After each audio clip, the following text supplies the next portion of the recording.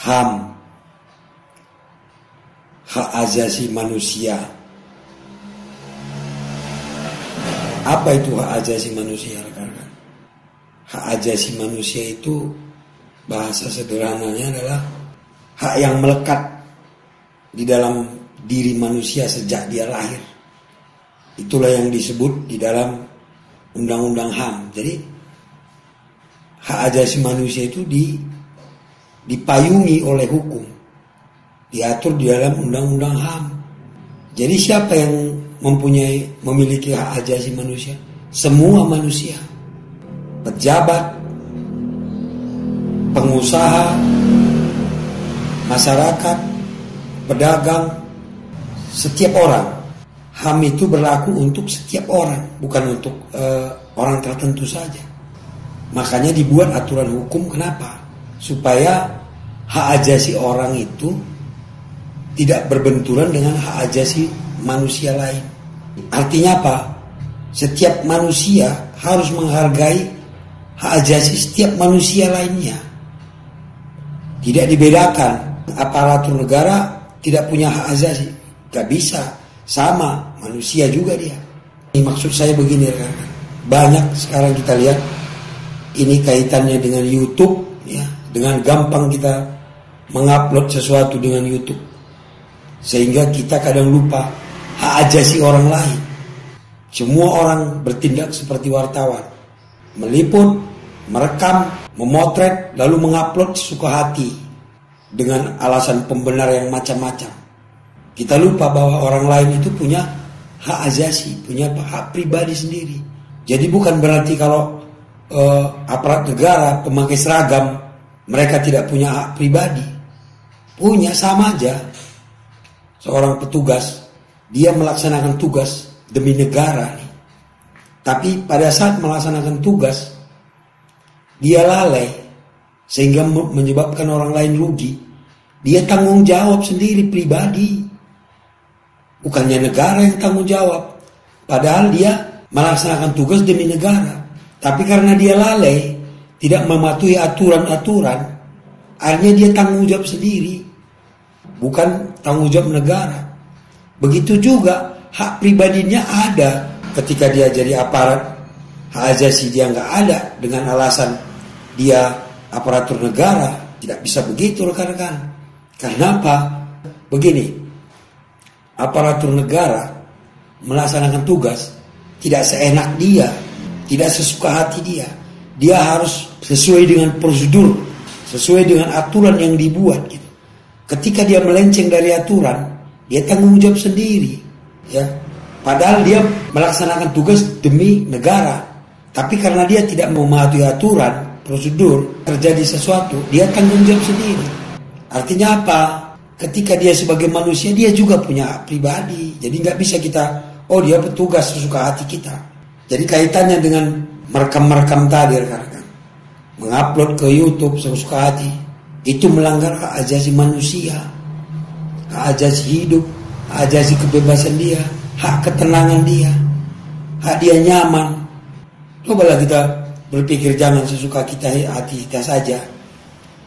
Kita bawa kamera, terus ngobrol sama orang, lalu sesuka kita upload ke YouTube, dapat duit lah kita. Kita tidak memikirkan orang itu tadi, apa dia suka enggak dimasukkan ke YouTube, ikhlas enggak dia. Saya ingin mengajak saudara-saudara berpikir tentang hak asasi dulu, belum masuk ke hukumnya. Tentang hak pribadi orang saja kita sudah lupa, sudah enggak peduli, hanya karena keinginan kita tercapai. Coba kita renungkan, rekan-rekan. Bagaimana kalau sebaliknya orang memperlakukan kita sama? Kita direkam, dipotret, lalu di YouTube untuk tujuan dia dapat uang. Apa kita mau? Kalau kita melanggar undang-undang HAM, di mana undang-undang HAM itu mewajibkan kita saling menghargai hak asasi, ketika kita langgar, berarti kita melakukan perbuatan melawan hukum. Jadi di situ orang sudah bisa menggugat secara perdata. Gugatannya adalah perbuatan melawan hukum. Ini kita baru masuk perdatanya nih. Ketika kita merekam orang tanpa izin, kita upload, Berarti kita sudah melanggar hak asasi manusia, HAM dia, hak pribadi dia. Berarti dia bisa menuntut kita, menggugat kita secara perdata karena kita telah melanggar undang-undang HAM. Namanya perbuatan melawan hukum. Dia bisa minta ganti rugi. Masuk akal rekan-rekan. Kenapa masuk akal? Kita rekam dia, lalu kita upload ke YouTube. Oleh YouTube kita dibayar, dapat duit kita. Wajar kalau dia menuntut. Belum lagi jika yang kita upload ini mencemarkan nama baik dia, udah pidana. Kita mencemarkan nama baik dia, sudah pidana itu. Satu, kita melanggar hak pribadi dia, tanpa izin dia kita mengupload gambar dia, kegiatan dia. Yang kedua, kita mencemarkan nama baik dia, pidana. Belum lagi kena undang-undang ITE. Tidak boleh kita menyebar-nyebarkan sesuka hati. Ini yang perlu kita perhatikan rekan-rekan. Jangan kita menganggap bebas-bebas saja gitu loh. Kita rekam orang dengan alasan ini publik. Yang menyatakan publik privat itu siapa? Saya nih rekan-rekan pribadi. Anda rekam saya. Terus karena saya petugas jadi publik gitu. Tidak bisa. Saya merasa itu privat saya. Coba lihat, perhatikan di televisi.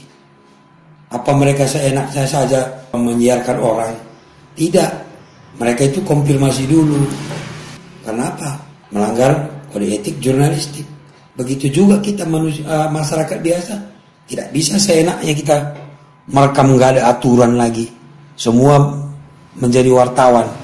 Atau saya sebut di sini WTS. Apa itu WTS? Wartawan tanpa surat kabar.